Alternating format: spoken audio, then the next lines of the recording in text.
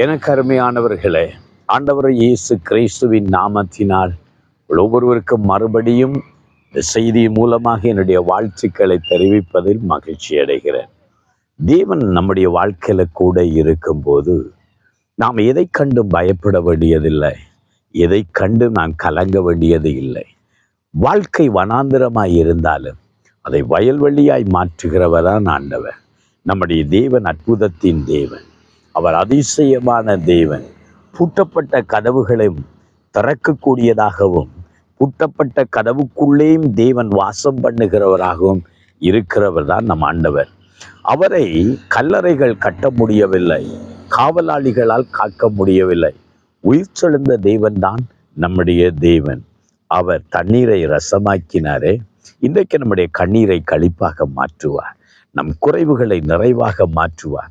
சில வேளைகளை சொந்து விட்டீர்களா, கலங்கி விட்டீர்களா? இது எப்படி ஆகும், இது என்னவாக முடியுமோ என்று நீங்கள் கலங்கி நிற்கலாம்.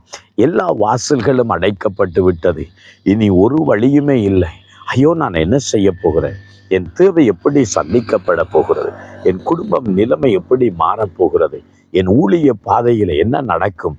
நீங்கள் கலங்கி நிற்கிறீர்களா? இன்றைக்கு கர்த்தர் உங்களுக்கு ஒரு வார்த்தையை கொடுக்கிறதை இந்த இடத்துல நாம் பார்க்கிறோம். ஏசாயாவின் புஸ்தகம் 43வது அதிகாரம் 19வது வசனத்தின் கீழ்ப்பகுதியில ஆண்டவர் சொல்லுகிறார், நான் வனாந்திரத்திலே வழியையும் அபாந்திர வழிகள் ஆறுகளையும் உண்டாக்குவேன் என்று சொல்லுகிறார். நான் வனாந்திரத்திலே வழிகளையும் அபாந்திர வழிகளிலே நான் ஆறுகளையும் உண்டாக்குவேன் என்று சொல்லுகிறார். வாழ்க்கை வனாந்திரமாய் இருக்கிறது, இனி ஒன்றுமில்லை என்று நினைக்கிற போதுதான் தேவன் அங்கே ஒரு அற்புதத்தை செய்கிறார். ஆகார் என்ற ஒரு சகோதரி ஒரு வனாந்திரத்தின் வழியாகத்தான் ஒரு நாள் ஓடினாள். கொண்டு போன தண்ணீர் முடிந்து போயிற்று, ஆகாரம் இனி இல்லை. ஐயோ, அந்த பிள்ளை சாக போகிறதே, ஐயோ நான் என்ன செய்ய போகிறேன் என்று கலங்கினவளாய் கதறினவளாய் அந்த வனாந்திரத்தில் நின்று, ஐயோ என்னை காக்க ஒரு தேவன் இல்லையா? என் பிள்ளைக்கு இறங்க தேவன் இல்லையா? என் வாழ்க்கைக்கு வழிகாட்ட யாரும் இல்லையா என்று கலங்கி நிற்கிற நேரம்தான் ஆண்டவர் அங்கே சந்தித்தார். ஆண்டவருடைய வாழ்க்கையில நன்மை செய்தார், நீரூற்றை சுரக்க பண்ணினார், தாகத்தை தீர்த்தார், அற்புதத்தை செய்தார். ஒரு பெரிய சந்ததியாய் அவளையும் அவருடைய பிள்ளையும் தேவன் மாற்றினார். ஆம், எனக்கு அருமையானவர்களே, வழியே இல்லை என்று நினைக்கிற இடத்தில தான் தேவன் வழியை உண்டாக்குறவராயிருக்கிறார். தேவனால் ஆகாத காரியம் ஒன்றுமில்லை. இன்றைக்கு உங்கள் வாழ்க்கையில எல்லா பக்கத்தாலும் அடைக்கப்பட்ட நிலையில சொந்து போய் நிற்கிறீர்களா?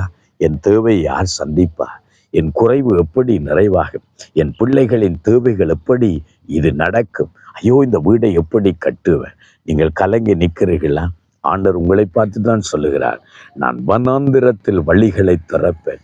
இன்றைக்கு உங்கள் வாழ்க்கையில் இருக்கிற எல்லா அடைக்கப்பட்ட வாசல்கள் திறக்கப்படட்டும், அடைக்கப்பட்ட கற்பங்கள் திறக்கப்படட்டும், அடைக்கப்பட்ட பொருளாதார கதவுகள் திறக்கப்படட்டும், அடைக்கப்பட்டதான உங்கள் தொழில் கதவுகள் திறக்கப்படட்டும். ஆண்டவர் இன்றைக்கு உங்களுக்கு ஆசீர்வாதத்தை கட்டளையிடுவார். நாம் ஜெபம் பண்ணுவோமா? உங்களுக்காக நான் ஜெபிக்க போகிறேன். நீங்களும் என்னோடு சேர்ந்து, ஆண்டவரே எனக்கு உதவி செய்யும் என்று கேளுங்கள். எங்களை நேசிக்கிறங்கள் தகப்பனே, உம்முடைய பிள்ளைகள் வாழ்க்கையில் இன்றைக்கும் அற்புதம் செய்.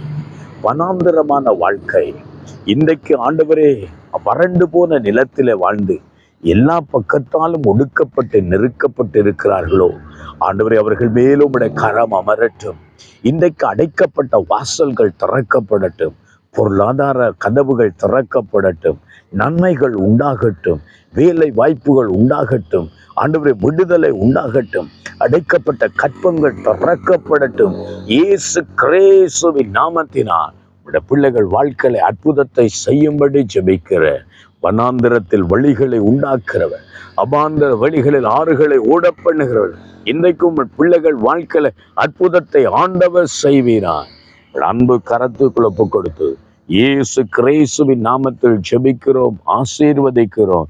ஜீவனுள்ள நல்ல பிதாவே, ஆமென், ஆமென். கர்த்தர் இன்றைக்கும் உங்களோடு கூடந்து அற்புதம் செய்வார். God bless you.